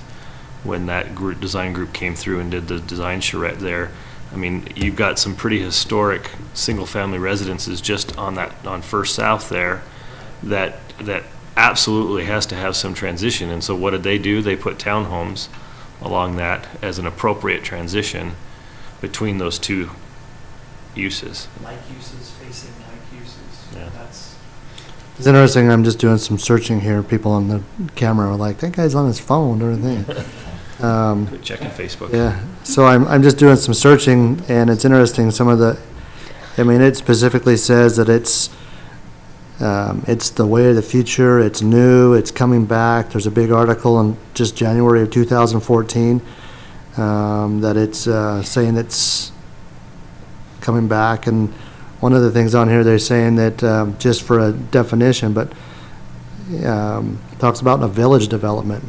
Mixed use is often referred to as a village development as well. So there's some, seriously, I think there's some things that we could all maybe just kind of do some our own homework and reading on as well to come back to this good discussion. But it says definition by Wikipedia, if you really care the definition, but it says development is a broad sense, any urban, suburban, or village development, or a single building that blends a combination of residential, commercial, and cultural institution or industrial uses where those functions are physically and functionally integrated, and that provides pedestrian connections. So I think that we've hit on almost all those topics tonight. But I wonder from a one of general, the words that you're talking about is blend, the right word, or is mixed the right word. They're using the word blend in here instead of the definition. So I wonder about that piece of property down here that we've looked at a couple times now. We have the mixed use designation, but is that really the right designation for that location? And like you said, maybe it was, well, we don't know what the heck to do with that piece, and so let's just call it mixed use. But now it becomes clear, and as we rethink the general plan process, that could be a change that we'd recommend. well, and I almost for that think piece of property. to go along with that, I mean, and to really, to provide a mix, if they're not providing a mix according to this diagram, is it correct? Is it legit? Can you Because approve it? if they're going in with a residential, strictly residential, and it's not mixed, I don't know though that it, or is it enough that they have 1 acre of commercial next to Main Street? define that. I mean, which is not, it's not the Wikipedia kind of definition of mixed use. I think we all learn from these discussions. I think, I'd like to propose that we do a little bit more reading, but I think we've come a long ways in it a lot tonight. I think we all agree that it's something we need to entertain. I don't know that anybody here is opposed to it. I think what we need to look at is naming conventions. some naming convention a little bit. And then when we say, maybe we need to look at some ratios. And I don't know, I mean, you just made a comment, is 1 acre enough? When we say that, is it a balance approach that, you know, you Yeah, have 50/50. 50/50? If you have 10 condos, do you have to have 10 commercial underneath it? I mean, do we look at it at a ratio or a balance? And maybe we need to look at a little bit more criteria, and then we have to really look at, I don't know, how stringent do we want it? Do we want it balanced or flexible, or don't we? But I don't know that we need it tight. I just don't think we need to have it loose. I think we need to define a little bit more. When it says mix, what exactly do they have to have mix? And I think that it clearly, when I read that, I read it that it doesn't have to have mix. Therefore, I think that project doesn't fall under mixed use, in my opinion. Yeah, they'd have to do a general plan change to me to get that approved. Yeah. And I don't know that any of us had the talk track to be able to really clearly say yes or no on that project, and I think that we've come a long way, And so. it points out the need to go back in our conversations to look at the language in the general plan to make sure we understand the intent of that designation. Well, everything that I'm hearing, we just try to put a fine point on, my takeaway is that the semantics here matter a lot, and it's not right. That phraseology needs to change. I'm not hearing so much that conceptually there's as much concern. But you know, maybe if you guys are comfortable with this, if you have some other ideas, I could just send out via email. Maybe that's just additional food for thought for the next meeting. But I really appreciate this discussion. It's really good for me. I don't think I'll forget to mention this, but we do have the joint meeting with the city council in a couple of weeks as well. Is that scheduled? Good to touch on this. What date is that? The 17th. I don't think I did. Yeah, I did. I remember reading something about it. I don't think you sent it It's out. in my phone in the truck. I read something about it, but Got I don't on know the if calendar. it had a date on it. Oh, yeah, you threw out a couple of options. Oh, that's right, 17th, okay. Yeah. Don't mind me, old man. It's the 17th. As soon as I get the email, I put it in my calendar. Tuesday the 17th, yeah. I put in my planner possible work session. So I think we have a couple of That's options. I have piano lessons It on is it. finalized. It was possible, depending on whether or not you guys could make it. Now you know why. Do we need to rethink that then? So I mean, I think the council. It's Tuesday the 17th. Yeah, 7 PM. Do you mind if I just reach out to them then and see about rescheduling it? Okay, I'll do that. Like you said, I don't think we're going to put that off. I don't know that I want to postpone it, though. I mean, I think I think we need to have a majority there. If I'm the only one, I think we go, but if we're missing 2 or 3, then I'll be there. I can be there. let me look at my thing. So I think my meeting, I need to find out exactly when I fly out. Maybe I can change my flight, because I fly out Tuesday, but I don't think my meeting's till Wednesday, so maybe I can change my flight. So, fly out at 10 o'clock at night or something. Midnight. Can I take one more minute? Yep. You go to, I got some landscaping stuff at the end. So occasionally I come with an agenda and I try to be clear when I do. I've got an agenda here, so I'm hoping that you tell me that you're comfortable with us moving forward. And we can talk with the council about this too, we can get it done, with some basic landscaping requirements for single-family homes. We right now are one of the only cities in the county that don't require people to landscape their yards. I thought we already did. The only time we require landscaping is as part of the master plan development. Oh, okay. So for example, like Hawks Landing, that project they have approved tonight, there's no landscaping requirement at all. 90% of the time, this is not a problem. But I feel for the people that live next to the house that 10% of the time when this is a problem. And this type of a requirement, I think, is flexible enough to give somebody a year to get their front yard in. How do you enforce that? Do you require a bond or something to enforce it, or? That's a good question. We did that in Saratoga Springs where we had similar language to this, but also at times it was just a matter of a citation. So today, for example, in a master plan development, because it's December and somebody wants a certificate of occupancy, we'll let them post a bond and delay the installation until April, when we have irrigation water ready and stuff like that, so. I think the term zero-scape needs to be defined, because you could have people throw some rocks down and say it's zero-scape. That all of number 2 probably needs to be fleshed out. That's the only thing I see that I would, and I wonder if you even need to be that specific. That's tough, yeah. So, Date too much. I see a lot of cities that just say, it has to be landscaped. That's to be the definition of, I guess, I don't know. And this is going forward, or are we going to go back and enforce this? It's a new code, and is there a way of enforcing it, saying that we have a new code? I'll ask about that. Not usually. I've never seen it. This is a little different. He's shaking his head. Than our land use stuff, though. Yeah, So I might have Jason to. I think the concept's good, though. yeah. Where there The way was- it applies from the day it passes, or 20 days after city council passes it, forward, can't go back or retroactive. Retroactive, I don't know what you're doing. I know that I had to do my yard within a year, but that was, you're saying that was the master plan? That wasn't a city thing, that was a master? Sunny Ridge. I don't know why that would be Is that an HOA requirement? No, it's not an HOA, though. It wasn't an HOA. a CCNR. Yeah, it was. My neighborhood has CCNR requirements that do, so. Anyway, just your general blessing that Yeah. you feel comfortable with this. Agree. Work out number 2. Well, Yeah, I just know how you're gonna, you need to just clearly define number 2 on some stuff there. Agreed. Yeah, number 2, that's what ultimately will rest with us and our inspectors when we're arguing potentially about. Sorry, the gravel and the dirt over there, that doesn't help. I do think it's important to keep the automatic sprinkler system component in that, though. If it's turf, So. that's been our experience. so. Yeah. I really appreciate everybody's time tonight. Thank you. It was good. I'll wait to hear back from you on the 17th then.